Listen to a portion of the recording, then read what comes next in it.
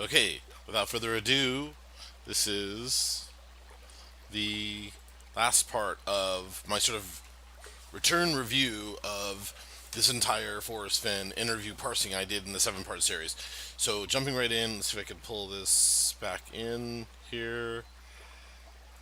Okay, so where I was talking about last time was that Forrest Fenn does this thing about, oh, tell me not in mournful numbers. Life is but an empty dream. For a soul that is dead, that slumbers, life is not what it seems. Empty. And then from that part, he starts talking about going to Germany and that he was 27 years old and that he was signed over a nuclear bomb and he had that in his possession. And I didn't catch all of it, and I don't think it's super important, or I think it is important. But he gives some other details. And he goes into the thing after he talks about being 27 and the training in Germany. He goes into the story about the and I gotta check my notes real quick. Hold on. Okay, so yeah, it is further down. Let me grab this part here. So let's talk about this first. So he says, I flew 328 combat missions in 348 days. I was shot down 2 times. I took battle damage a few times. I lost some roommates. I lost 22 pounds and did not even know it. When I came home, I was tired. And then he talks about the story about laying in the jungle, and I'm paraphrasing also. Some of this I wrote. I was careful to write down as best I could exactly his words, but just because it's notes, it's not verbatim, but it's kind of close. So he says something about, well, that he was shot down in Laos. I think he said it was Laos. And he talks about that he's shot down and he's considering what to do.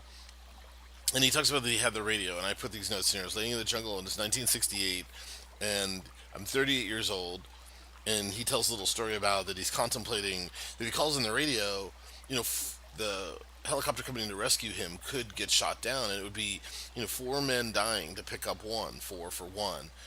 And he says, I was 38 years old, I was a specimen of good health. He said, I had a radio, I could call or walk for help. He says I could walk, I think he said the Sea of China. And he says, I could walk out of there. It would take a month or 6 weeks. He says, but I had a wife and 2 kids. So it sounds like, and then he does this thing where he talks about if you look underneath the log, there's plenty of bugs or whatever, and you could survive for quite a while on that. And that the next morning he decided to pull out the radio and he called for help, and they came and picked him up, and he was saved. And I think,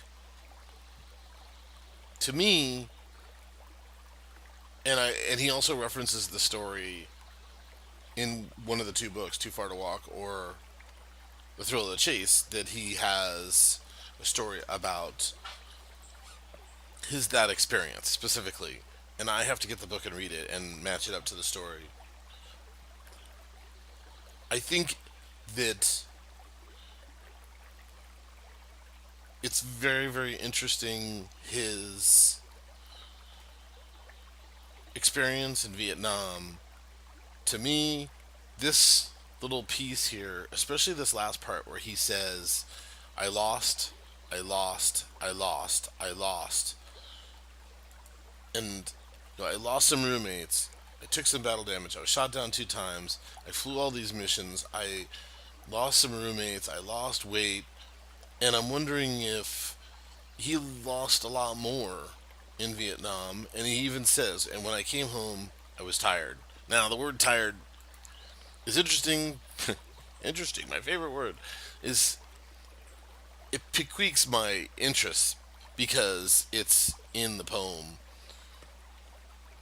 So I want to move on and finish this up so this video doesn't have to go on forever. There's these last couple of things here. Near the end of this, let me paste these in here and make some more room at the bottom. A woman in the crowd asks a question, and I think this is very pertinent and piece of information in the interview. So let me just run through this, and then I'll respond to it. The woman asks, she says, and I'm paraphrasing, but I try to get it close. There are 9 clues in the poem, but more than 9 lines in the poem. And then she says, can you share with us exactly which are the lines and the clues? And Forrest Van, there's a pause, and Forrest Van says, and he kind of like stumbles his words, like almost like somebody like who's been caught. But he says, which of the 20? He asks it in the form of a question, I believe. He says, which of the 24 lines are clues? And there's again a very long pause, very long, quiet, kind of uncomfortableness, and he says, I don't think he says you're dangerous, but he quips at her something about you've been out looking for this thing before, and you already know what the clues are, and I'm not going to comment on that. So later on, there's some more talk back and forth, and he says there's a major clue in the back of my book, and I'm assuming he's talking about Too Far to Walk. He says there's a map. The treasure chest is hidden in the Rocky Mountains. He says if you knew where the treasure chest is hidden, you can find it on this map.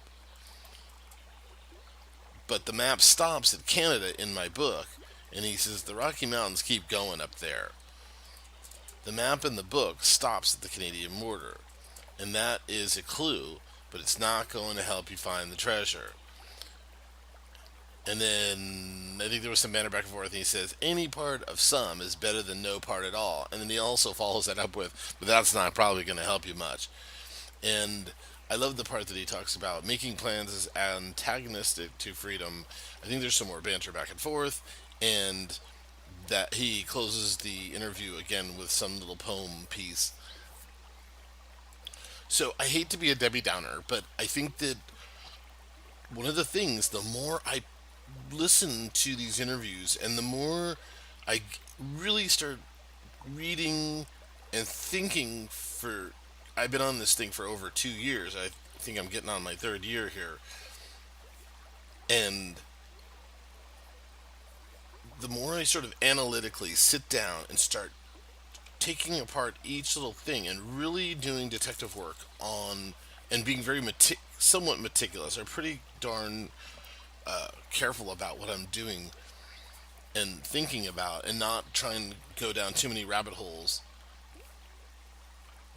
And again, I don't want to be too dark about this, but I have this. There's a reoccurring theme, and in my very early notes from when I very first started taking notes, which was probably like about 6 months into being involved with the thrill of the chase, and trying when I after I learned about it and spent a lot of time on Reddit threads and stuff like that, and bulletin boards reading stuff, is in one of my notes I put one word, and the one word is death, and it's it, there's just a lot of death in this whole thing, and death, dying, and maybe even now the interesting thing is you can't say that kind of stuff. All right, and he does say the memoir is a peek into his life. Now, anybody who's ever had to face death or had like death in the family or had a friend or a family member die or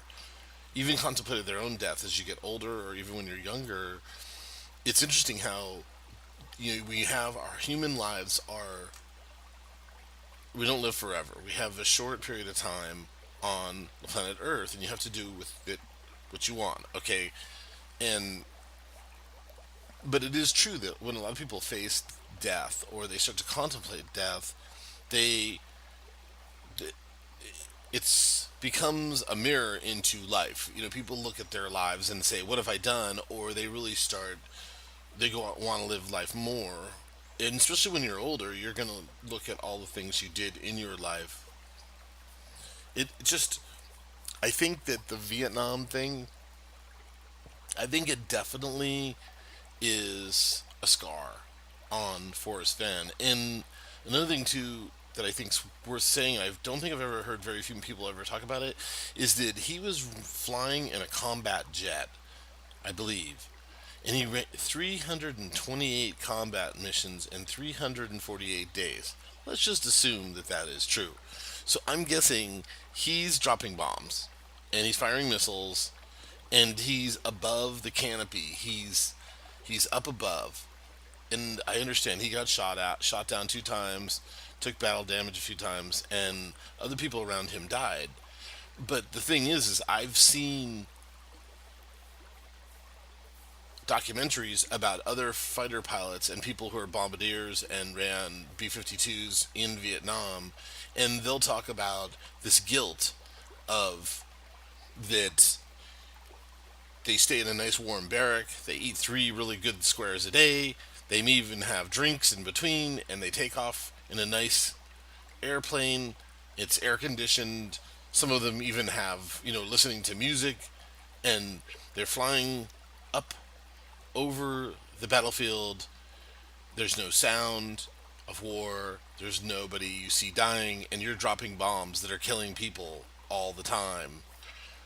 And I wonder if, this experience of going to Vietnam, it had to have had a really serious mark on this guy, and he, Forrest Fenn, and I'm saying all people who go to war, and also including Vietnam, and it is pertinent that he says very specifically, I was tired and I just wanted to go somewhere, and he chose this place, Santa Fe, and he says where I could just wear loafers and a pair of khakis or something. And in my opinion, that reads, I just wanted to get away from this uniform, and I wanted to wear this other uniform, this uni of just being this average person. And I also think there's a couple of things that's very interesting, that he comes out of Vietnam and he doesn't go to become a police officer. He doesn't do anything like that. He does this weird, not weird, but he does this 180-degree turn. And that goes back to my original point about laying in the jungle and making this decision about having to call for the helicopter, or hiking for 6 months, is that he decided he wanted to go back to his kids and his wife. So in that jungle, laying there overnight, I wonder if this guy made a decision that for the rest of his life, he was going to go do something 180 degrees away from, or just chase his own bliss. So that's a lot of kind of heavy stuff there. What does it mean? What does it mean to find the treasure chest? Maybe it doesn't mean anything at all. It just means that, he did this very heroic thing, and it left a scar on him, and that defines, and he's trying to tell you that's who he is. That's what I think that means. I think the last couple of things in the interview is Forrest Fenn gives some very sage advice about, and he talks about his own experience about opening up the art gallery. Is he talks about how he had decided that if it didn't work out, he would just slam the door shut and he could do something over again. And then he goes into the story about people who he's seen interviews with, who will say in the interview, would you do your life all over again? Would you do it differently? And people say, no, no, no, I would do exactly the same. And Forrest Fenn says, that's hogwash. I personally, if you could do your life all over again, he goes, I would do it completely different. And then he gives the very sage advice about, if something doesn't work out in your life, you start from scratch, start all over again. What's wrong with that? There's no, that maybe there's folly in doing the same thing over and over again. It's better off, if something doesn't work out in your life, then do something else. Make a different try at it, and don't be full of sorrow that it doesn't work out. Which, it seems like he was successful at everything he did in life. I mean, to some degree. So, but I almost wonder if he looks at this thing about the Vietnam as maybe a mistake that he made, and that he had to start all over again with something, and that would be the art gallery. And it was like, I don't care what happens. All right, so I'm gonna leave this video here, and we'll move on to some other videos. So thank you for listening, and leave comments, and like my video if you can, and subscribe. And so that does it for the review of this 3-part series, of the 7-part series, and we're gonna move on to some other things less heavy than death and dying. Thank you for watching. Have a good weekend.